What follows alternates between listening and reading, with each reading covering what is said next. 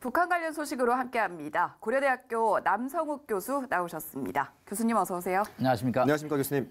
네, 북한이 결국 또 ICBM 카드를 꺼내들었습니다.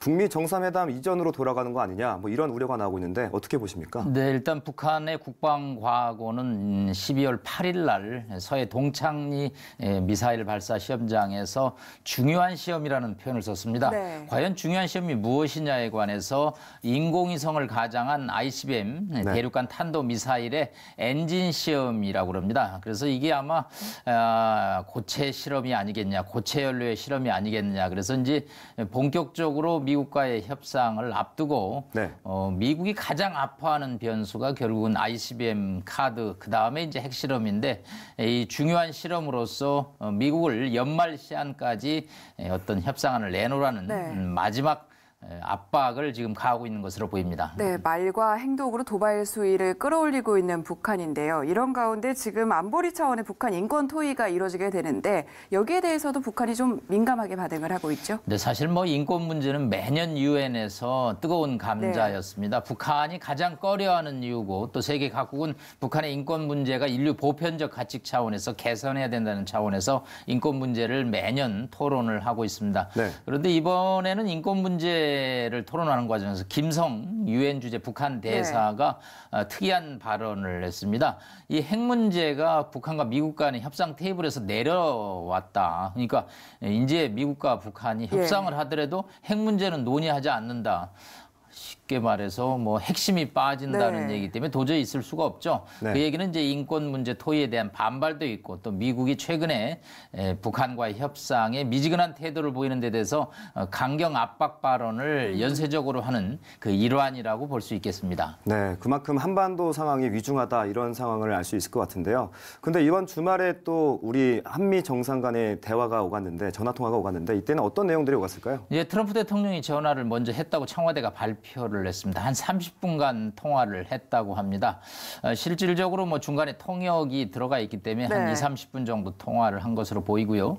일단은 이 이전에 북한과 미국 간의 말싸움이 조금 거칠어졌습니다. 일단 트럼프 대통령이 김정은 위원장의 금기어죠. 로켓맨이라는 단어를 썼습니다. 그런 말을 이제 쓰면 북한이 발끈하죠. 그랬더니 최선희 외무성 부상이 늑다리 망령, 영어로 retarded라는 단어, 늙은 노인네의 망령, 그런 이제 표현을 씀으로써 이거 지난 6월에 판문점 정상회담 이후에 나오지 않았던 양측에 대한 비난들이 이제 나옴으로써 서해에서 미사일 발사 움직임이 계속 미국 정보 당국에서 포착되고 있습니다.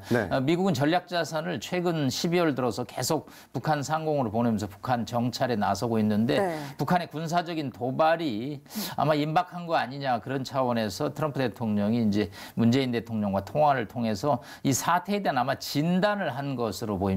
북한의 도발이 어느 정도 심각한 것이냐, 또 워싱턴에서 보는 거하고 서울에서 보는 게 차이가 있을 수 있으니까 다만 양측의 구체적인 내용은 밝혀지지 않았지만 미국이 이번 사태에 대해서 좀 심각하게 보고 있는 것은 분명한 것 같고 한미가 하여튼 대응해서 이 문제를 외교적으로 풀어야 된다라는 이제 공감대를 형성했다라는 총괄적인 설명만이 나와서 구체적으로 한미 양국이 어떻게 나갈지에 관해서는 좀 더 지켜봐야 될 것으로 보입니다. 네, 사태에 대한 진단과 함께 지금 연말을 시한으로 제시한 북한을 어떻게 또다시 대화의 장으로 끌어들이느냐 이 부분에 대한 논의도 있지 않았을까라는 생각도 드는데 이런 흐름들은 좀 어떤 식으로 흘러갈 것으로 보십니까? 일단 북한은 지난 4월 달에 이제 새로운 셈법 이라는 단어를 썼습니다. 2월 말에 하노이에서 큰 기대를 갖고 갔다가 큰 실망으로 돌아왔죠. 일단 하노이 회담 이후에 양측이 진실 공방을 좀 했습니다. 누구가 거짓말을, 누가 과대한 요구를 했는지. 하여튼 이런 논란 끝에 북한은 4월 달에 연말까지 새로운 셈법을 내놓아라. 새로운 계산을 하지 않으면 우리는 또 다른 이제 연말에 대응하는 군사적인 도발을 하겠다라는 표현을 썼습니다. 이제 연말이 점점 다가왔습니다. 어느덧 세월이 흘러서 북한 입장에서는 연말이라는 시한을 본인들이 설정해놓고 지금은 또 진퇴양난이 된 격입니다. 본인들이 세워놓은 데드라인이 본인들이 지금 압박을 받고 있죠. 그래서 10월 달에 백마를 타고 백두산에 김정은 위원장이 올라가더니 금강산 시설 철거를 얘기했고요. 다시 또 지난주에 날도 추운데 또 리설주 부인까지 대동해서 백마를 타고 백두산에 갔습니다. 뭐 불을 쬐면서 부부애를 과시하는 장면도 나와서 예. 하여튼 뭐 아버지 김정일 위원장 때는 절대 부부 동반이 없었거든요. 네. 근데 이 젊은 세대라 그런지 부부 동반을 자주 하는 모습이 인상적인데 하여튼 새로운 어떤 계산으로 안 나오면 서해 동창리의 ICBM 발사장에서 액션이 있을 거다라는 메시지를 지금 전하고 있는 거죠. 네. 네, 그런가 하면 또 북한은 노동당 전원회의를 소집하면서 분위기 쇄신에 노력하고 있는데 대외적으로 과시형 제스처가 많이 나오는 거 아니냐 이런 해석도 나오고 있습니다. 어떻게 보십니까? 예, 사실은 뭐 김정은 위원장만 빼놓고 최용해, 최선희 등 뭐 북한의 주요 핵심 계층들이 뭐 2, 3일 간격으로 미국에 대한 압박 메시지를 계속 발표했죠. 네. 왜냐하면 당신들의 최고 지도자가 연말까지 미국과 협상이 타결되지 않으면 군사적인 도발, 뭐 ICBM 핵 개발에 어떤 시도를 하겠다라고 선언을 했기 때문에 네. 뭐 연이어 움직일 수밖에 없는데 이게 또 시간에 쫓기는 지금 상황이 돼 있습니다. 이제 트럼프 대통령의 반응이 또 중요한데 트럼프 대통령은 아시다시피 지금 내년 11월에 재선을 앞두고 사실상 미국이 지금 선거 국면으로 진입하고 있습니다. 네. 트럼프 대통령이 그랬죠. 나는 김정은 위원장이 선거에 개입하는 것을 보기 싫다. 보기를 원치 않는다. 그러니까 선거를 앞두고 군사적인 도발로 나를 압박해서 북한의 요구를 수용하는 그런 정책에 나는 동의할 수 없다라는 이제 표현을 쓰고 있기 때문에 이 선거를 앞두고 압박을 가하는 평양과 선거를 앞두고 북한의 도발이 일어난다면 사실상 트럼프 대통령 입장에서는 그동안에 쌓았던 공적이 다 물거품이 되죠. 유권자들 상대로 내가 이렇게 오바마 전 대통령과 달리 북한 변수를 효과적으로 관리했다라고 지금 선전해오고 있는데 만약에 ICBM을 쏜다면 뭐 트럼프 대통령의 그동안의 선전이 다 휴지 조각이 되기 때문에 이것을 이제 차단하는데 지금 이제 주력을 하고 있습니다. 사실상 뭐 비건 대북 정책 특별 대표가 이제 뭐 또 조만간 한국을 방문하면 이제 이 북한과 어떤 협상의 물밑 작업을 아마 시도할 건데 사실상 양측의 이 요구 사안에 이 격차가 좀 있습니다.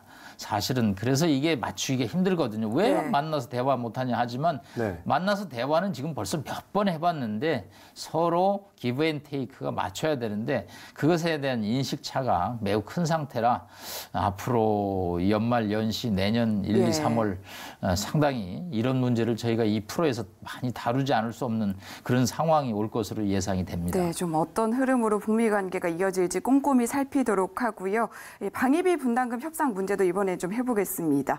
지금 뭐 미국의 트럼프 행정부가 요구하는 증액 요구에 대해서 공화당의 뭐 증진 의원들까지도 우려의 목소리를 표하고 있는 상황인데요. 방위비 분담금 협상은 좀 어떤 흐름으로 이어질 걸로 보십니까? 예, 린지 그레이엄 공화당 중진 의원이 트럼프 대통령의 5배 요구, 즉 우리는 1조 원에서 뭐 한 연 10% 정도, 트럼프 대통령은 한 5조, 그러니까 5배를 요구를 하고 있는 거죠.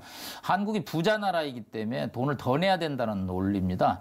뭐 돈 앞에는 동맹도 다 뒷전이죠. 그렇지만 이제 이러한 요구가 이제 한미 동맹의 토대를 흔들 가능성이 있기 때문에 우리 입장에서는 상당히 지금 어려운 상황입니다. 트럼프 대통령은 이제 선거를 앞두고 미국의 국가 이익을 위해서 내가 이렇게 많이 노력을 했다.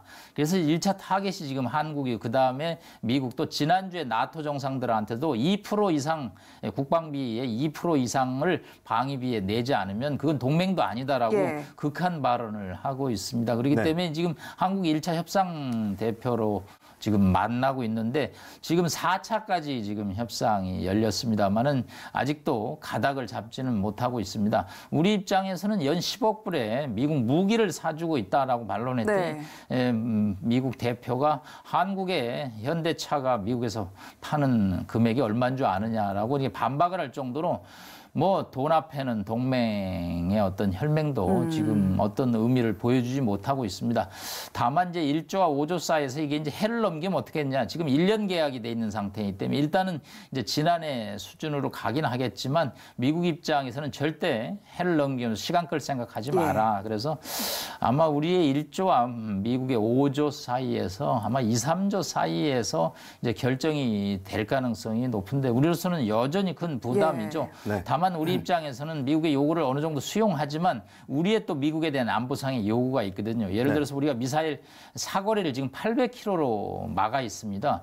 그런 것도 이제 좀 풀어달라. 또 우리가 핵 잠수함을 만들지 못합니다. 핵 연료를 사용하는 것이 금지되어 있기 때문에 그런 것도 풀어달라. 하도 돈을 밝히는 대통령이기 때문에 돈은 우리도 일부 지불하지만 우리도 미국에 대해서 그동안 안보 현안이 막혀있던 것을 푸는 기브 앤 테이크로 문제를 풀어야 되지 않겠나 하는 판단을 해봅니다. 네, 방위비 분담만큼이나 중요한 게 또 북한 인권 문제도 좀 위험하잖아요. 근데 최근 북송된 북한 어민 2명에 대한 흉흉한 소문까지 돌면서 이게 어디까지가 진실일까 이런 의문이 드는데 어떻게 생각하십니까? 네, 흉흉한 소문이라고 우리 고객님께서 얘기를 하셨는데 이제 이 2명의 이 북송 어민들이 북한에서 총살을 당했다라는 소문이 이 탈북 사회에서 돌고 있죠. 그게 이제 흉흉한 거죠. 네.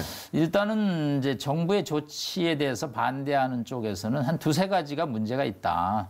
왜냐하면 북한 주민도 우리 국민이라고 봅니다. 넘어오면. 그러면 대공 용의점이 없으면 귀순 의사를 존중해서 받아들입니다.